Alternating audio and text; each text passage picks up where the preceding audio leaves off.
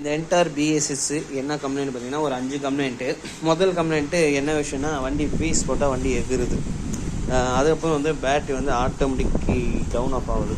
ரெண்டாவது என்னென்னா, வண்டி வந்து ரேஸ் பண்ண சொல்ல டைட்டாக போகுது, சவுண்ட் வருது, இந்த மாதிரி கம்ப்ளைண்ட்டுனாரு. சரி, ஓகே, நான் அதை பற்றி பேச வரல, முக்கியமான விஷயத்துக்குள்ளே வரலாம். இந்த பிஎஸ்எஸில் ஏன் இந்த பீஸ் போட்டால் எகுறுதுன்னு சொல்லிட்டு நிறைய பேர் என்ன பண்ணுவோம், நம்ம ஒயரிங்லாம் செக் பண்ணுவோம். சரிங்களா? ஒயரிங்லாம் செக் பண்ணி இதில் ஜாக்லேருந்து இந்த பீஸ்க்கு போகிற லைன்லேருந்து எல்லாம் செக் பண்ணுவோம், எதனா ஒயர் ஷார்ட்டேஜ் ஆகும். ஆனால் இந்த வண்டியில் எப்படி நான் கிட்ட ஆயிடுச்சு, ஒரு 2 நாள் ஆயிடுச்சு இந்த ஃபால்ட்டு கண்டுபிடிக்கிறதுக்கு.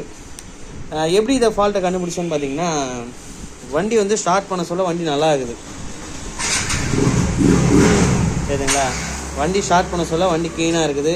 வண்டி ரேசிங்கில் போகும்போது வண்டி நல்லா போகுது. ஆனால் சீட்டை க்ளோஸ் பண்ணும் போது மட்டும்தான் வண்டி ஆஃப் ஆகுது.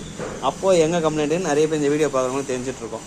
இதில் என்ன ஃபால்ட்டுனா, இந்த சீட்டுக்கு வர லைட்டுக்கு பார்த்தீங்களா, அதுலேயே வந்து உங்களுக்கு சார்ஜர் ஓல்டு போட்டு சார்ஜர் கொடுத்துருப்பான், லைட் ஏரியுமே கொடுத்துருப்பாங்க.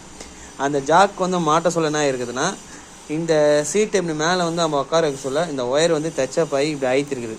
அழுத்தினோன்னா அந்த ஒயர் வந்து ஷார்ட்டேஜ் ஆகிருக்குது. அதை கவனிக்காமல் என்ன பண்ணாங்க, சீட்டும் கவனிக்கல.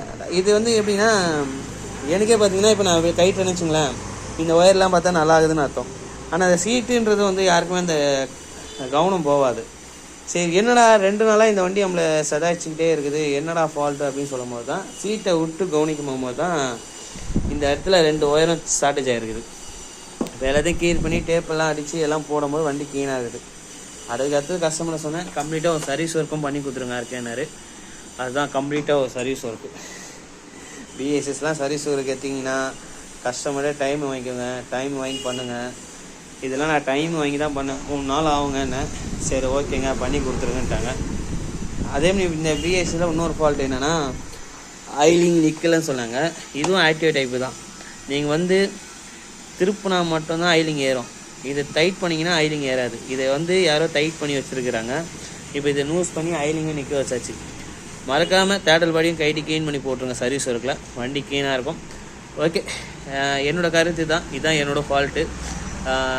லாஸ்ட்டு ஃபைனலாக யாருன்னா சர்வீஸ் ஒர்க் எடுத்திங்கன்னா, எப்போவுமே வந்து இந்த சீட்டுக்கு மேலே போகிற ஜாக் லைனு, இந்த லைனு, இதெல்லாம் வந்து கொஞ்சம் கவனித்து இதெல்லாம் பார்த்துட்டு அதுக்கப்புறம் டேரெக்டாக ஒயரிங்கில் போய் பாருங்கள். டேரெக்டாக எடுத்தோன்னு ஒயரிங்கில் போயிடாதீங்க. இன்னொரு விஷயம்னு பார்த்தீங்கன்னா, நாளையே ஒரு டிஓ போட்டிருப்பேன், BS4, இது BS6. இந்த மணி இடத்துலலாம் செக் பண்ணி பாருங்கள். இந்த மணி இடத்துலாம் ஏன் செக் பண்ண சொல்கிறோம் பார்த்தீங்கன்னா, இதெல்லாம் தண்ணி போடுற இடம். இந்த தண்ணி போடுற இடத்துல தான் அதிகமாக ஒயர் கம்ப்ளைண்ட் வரும். சரி, ஓகே, ரொம்ப நேரமாக பேசல.